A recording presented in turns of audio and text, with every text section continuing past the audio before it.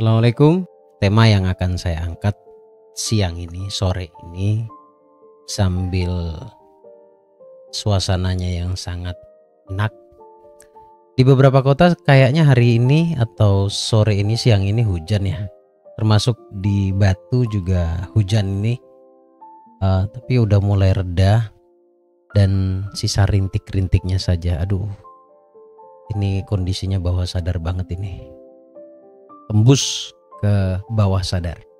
Ya, siap ya untuk menerima obrolan dari saya. Ada beberapa sudah saya catat ini terkait tentang pikiran bawah sadar.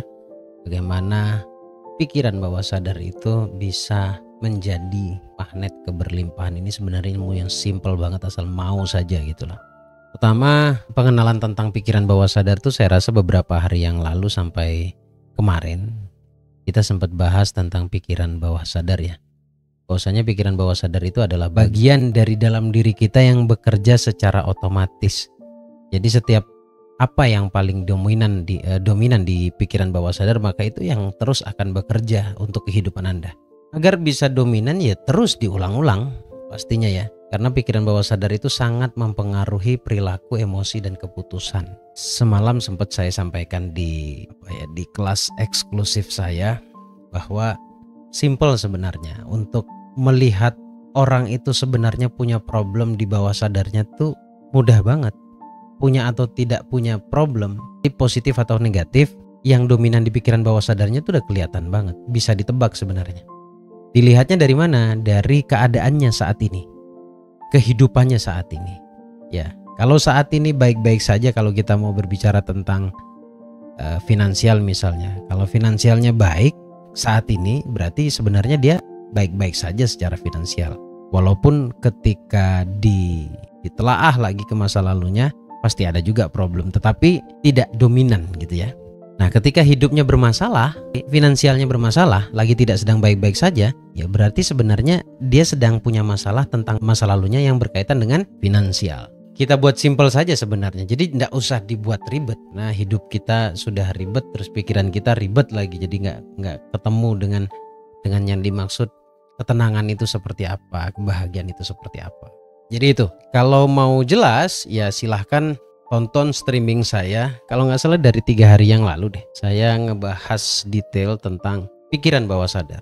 Detail banget saya bahas di sana. Streaming, bukan uploadan. Untuk beberapa hari, minggu, bulan mungkin ya, kita akan fokus di streaming supaya lebih leluasa.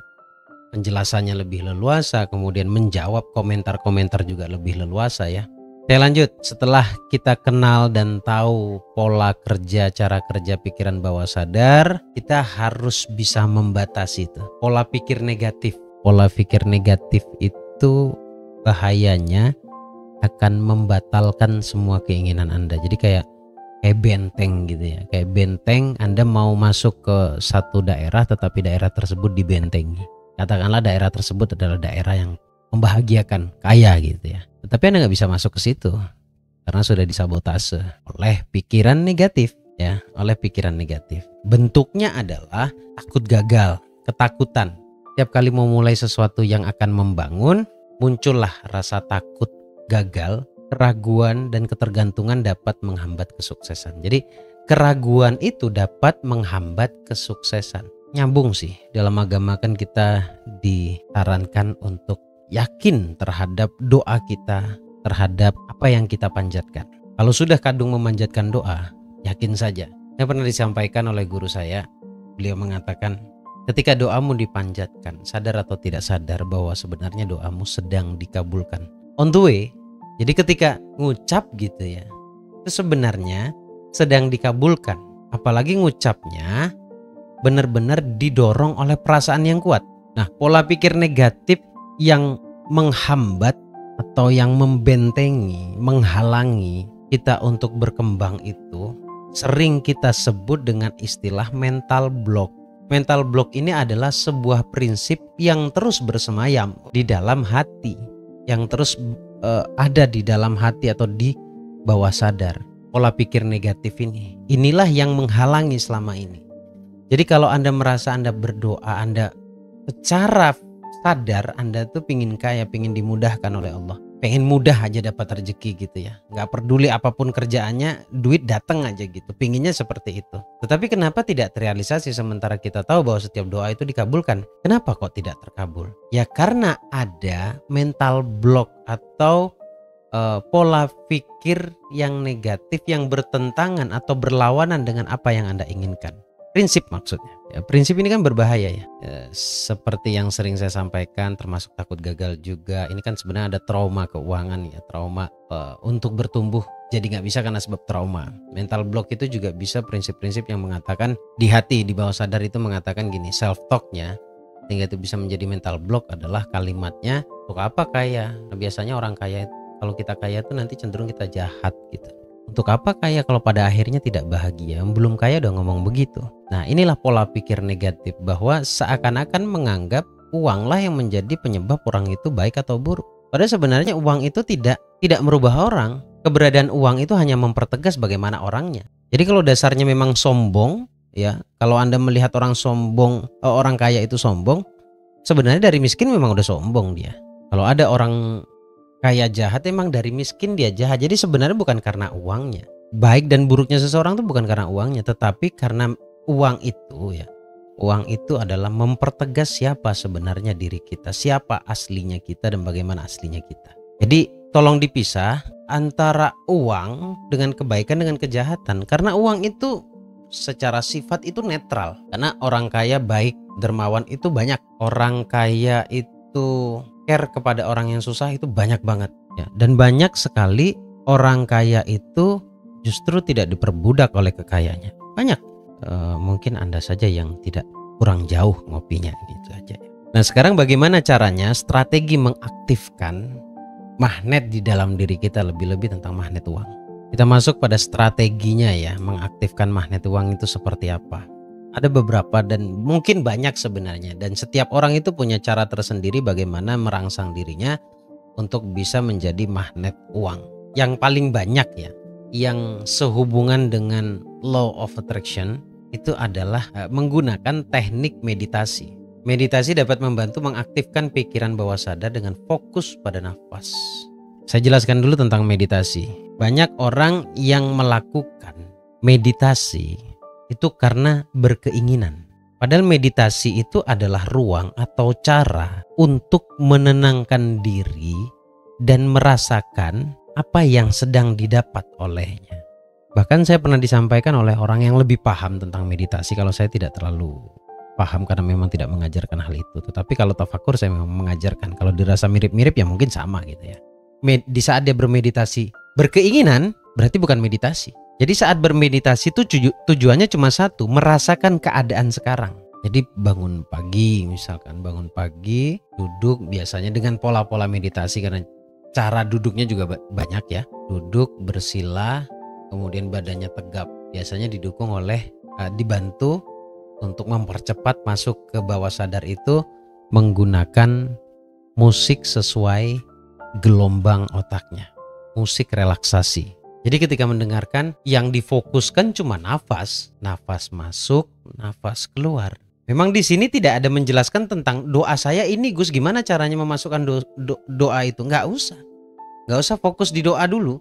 Tetapi fokus bagaimana Anda bisa merasakan keadaan sekarang lewat nafas masuk, nafas keluar. Kita buat sederhana ya meditasi itu. Walaupun sebenarnya saya bukan pakarnya, tapi sedikit-sedikit pernahlah saya belajar. Saya ambil kesimpulannya. Saya ambil intinya dari meditasi itu sebenarnya untuk merasakan keadaan kenikmatan sekarang. Dengan menikmati atau dengan nafas. Pintu awalnya di nafas.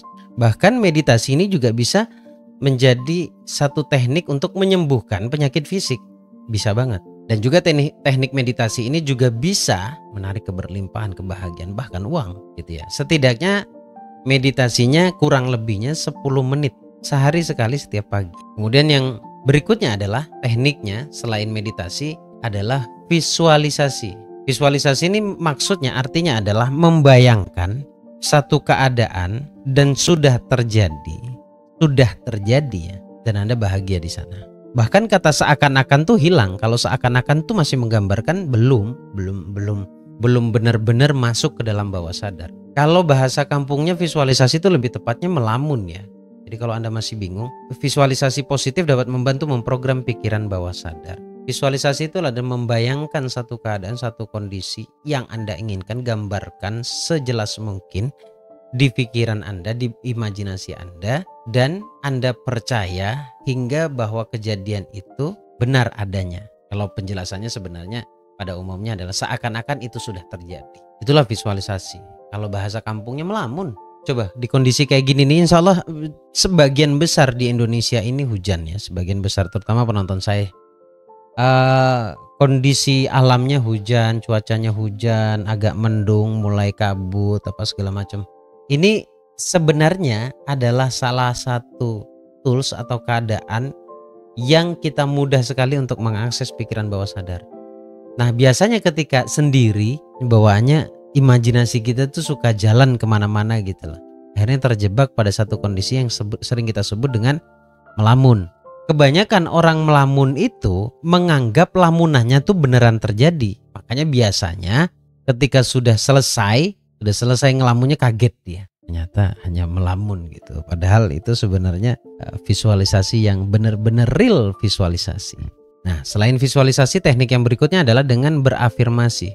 Nah, di visualisasi tadi membayangkan Anda sudah sukses, bahagia, Anda sudah kaya, Anda sudah bahagia. Sekarang berikutnya tekniknya adalah selain meditasi, visualisasi, ada yang berikutnya adalah afirmasi. Afirmasi ini sesuatu yang Anda ucapkan. Menurut risetnya bahwa manusia itu seharinya itu mengeluarkan kata-kata sebanyak 20.000 kata. 20.000 kata, bayangin. Itu afirmasi. Jadi kalau kita sekarang sudah dapat penjelasan bahwa ternyata ada strateginya untuk menjadi magnet uang dan salah satunya adalah afirmasi. Afirmasi itu kata-kata yang diucapkan secara lisan. Nah sekarang saya punya pertanyaan ke Anda.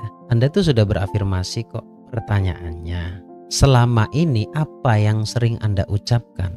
Apa yang sering Anda ucapkan selama ini? Anda sudah berafirmasi apa selama ini? Kullu kalam ad-doa, ucapan itu adalah doa.